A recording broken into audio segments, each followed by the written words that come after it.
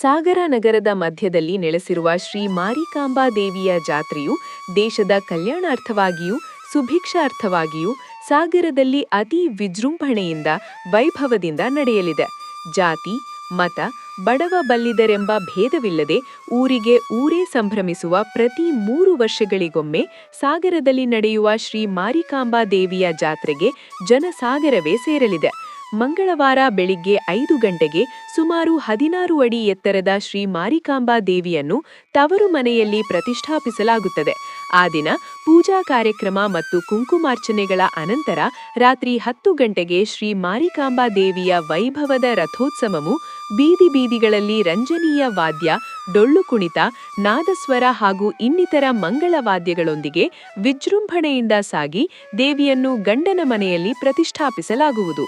ಬುಧವಾರದಿಂದ ಬುಧವಾರದವರೆಗೆ ದೇವಿಯ ಕುಂಕುಮಾರ್ಚನೆ, ಉಡಿ ತುಂಬುವುದು, ಗಾವುಗುರಿ ಕಾರ್ಯಕ್ರಮ, ಚಾಟಿ ಸೇವೆ, ಇನ್ನಿತರ ಪೂಜಾ ಕಾರ್ಯಕ್ರಮಗಳು ನಡೆಯುತ್ತವೆ. ಬುಧವಾರ ರಾತ್ರಿ 10 ಗಂಟೆಗೆ ದೇವಿಯ ವಿಸರ್ಜನಾ ಕಾರ್ಯಕ್ರಮವನ್ನು ನಡೆಸುತ್ತಾರೆ. ಸಮಿತಿಯ ವತಿಯಿಂದ ನೆಹರು ಮೈದಾನದಲ್ಲಿ ರಾಜ್ಯ ಮಟ್ಟದ ಬಯಲು ಜಂಗಿ ಕುಸ್ತಿಗಳು ನಡೆಯುತ್ತವೆ. ಸಾಗರವು ಒಂದು ಐತಿಹಾಸಿಕ ಮಹತ್ವವಿರುವ ನಗರ.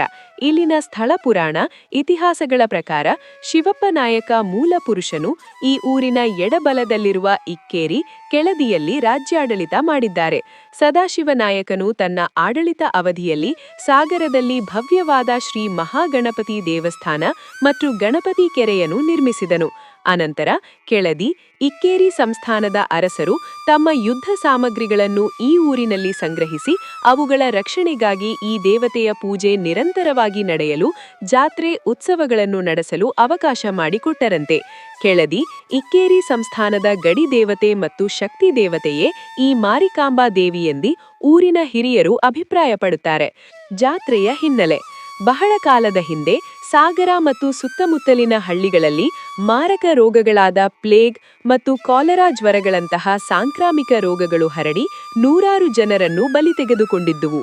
ಆ ಸಮಯದಲ್ಲಿ ದೇವಿಗೆ ಹರಕೆ, ಪೂಜೆ, ಉತ್ಸವ, ಜಾತ್ರೆಯನ್ನು ಮಾಡುವುದಾಗಿ ಊರಿನ ಹಿರಿಯರು ಹರಕೆ ಹೇಳಿಕೊಂಡರು. ಆಗ ರೋಗವು ಸಂಪೂರ್ಣವಾಗಿ ನಿಂತು ಹೋಗಿ ಇವತ್ತಿನವರೆಗೆ ಯಾವುದೇ ರೀತಿಯ ಸಾಂಕ್ರಾಮಿಕ ರೋಗಗಳು ಈ ತಾಲೂಕಿನಲ್ಲಿ ಕಾಣಿಸಿಕೊಳ್ಳಲಿಲ್ಲ. ಮೊದಮೊದಲು ಸಣ್ಣದಾಗಿ ಪ್ರಾರಂಭವಾದ ಈ ಜಾತ್ರೆಯು ನಿರಂತರ ನಿತ್ಯ ಪೂಜೆ, ಶುಕ್ರವಾರ ಮತ್ತು ಮಂಗಳವಾರ ಕುಂಕುಮಾರ್ಚನೆಗಳಿಂದ ಅಪಾರ ಸಂಖ್ಯೆಯಲ್ಲಿ ಭಕ್ತರನ್ನು ಆಕರ್ಷಿಸಿದೆ ಮತ್ತು ನವರಾತ್ರಿ ಸಮಯದಲ್ಲಿ ಕೂಡ 9 ದಿನಗಳ ಕಾಲ ನವರಾತ್ರಿ ಉತ್ಸವವೂ ನಡೆಯುತ್ತದೆ. ಈಗಿನ ಮಾರಿಕಾಂಬಾ ಗಂಡನಮನೆ ದೇವಸ್ಥಾನವು 2 ಸಿಂಹಗಳು ಎಳೆಯುವ ರಥದ ಮಾದರಿಯಲ್ಲಿ ಭವ್ಯವಾಗಿ ನಿರ್ಮಾಣವಾಗಿದೆ. ಇನ್ನೆಲ್ಲಿಯೂ ಕಾಣಸಿಗದಂತಹ ಈ ಅಪರೂಪದ ರಥದ ಮಾದರಿಯ ಗುಡಿಯ ಗೋಪುರವು ದೇವಿಯ ನಾನಾ ರೂಪವನ್ನು, ದೇವಿಯ ಮಹಾತ್ಮೆಯನ್ನು, ದೇವಿಯ ಮೂರ್ತಿ ರಚನೆಯ ಮೂಲಕ ಕಂಗೊಳಿಸುತ್ತದೆ. ಈ ಗುಡಿಯು ನಗರದ ಮಧ್ಯದಲ್ಲಿ ಅತಿ ಎತ್ತರದ ಗೋಪುರವನ್ನು ಹೊಂದಿರುವುದು ಒಂದು ವಿಶೇಷ ಆಕರ್ಷಣೆ. ವಸ್ತು ಪ್ರದರ್ಶನ: ಜಾತ್ರಾ ಸಂದರ್ಭದಲ್ಲಿ ಸುಮಾರು 300ಕ್ಕೂ ಮಿಕ್ಕಿ ವಸ್ತು ಪ್ರದರ್ಶನ ಮಳಿಗೆಗಳನ್ನು ರಚಿಸಲಾಗುತ್ತದೆ. ನಗರಸಭೆಯ ಗಾಂಧಿ ಮೈದಾನದಲ್ಲಿ ಅಂತಾರಾಷ್ಟ್ರೀಯ ಖ್ಯಾತಿಯ ವಿವಿಧ ರೀತಿಯ ಅತ್ಯಾಧುನಿಕ ಮನೋರಂಜನಾ ಕ್ರೀಡೆಗಳು ಹಾಗೂ ಮನೋರಂಜನಾ ಕಾರ್ಯಕ್ರಮಗಳು ನಡೆಯಲಿವೆ.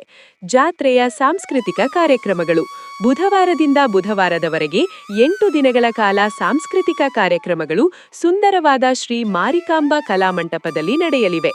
ಅಲ್ಲದೆ ಸ್ಥಳೀಯ ಪ್ರತಿಭೆಗಳನ್ನು ಗುರುತಿಸಿ ಹಾಗೂ ಅವರನ್ನು ಕರೆಸಿ ಇಲ್ಲಿ ಕಾರ್ಯಕ್ರಮವನ್ನು ನಡೆಸಲು ಅವಕಾಶ ಕೊಟ್ಟು ಅವರ ಪ್ರತಿಭೆಗಳನ್ನು ಹೊರಹೊಮ್ಮಲು ಉತ್ತಮ ಅವಕಾಶವನ್ನು ಕಲ್ಪಿಸಲಾಗಿದೆ.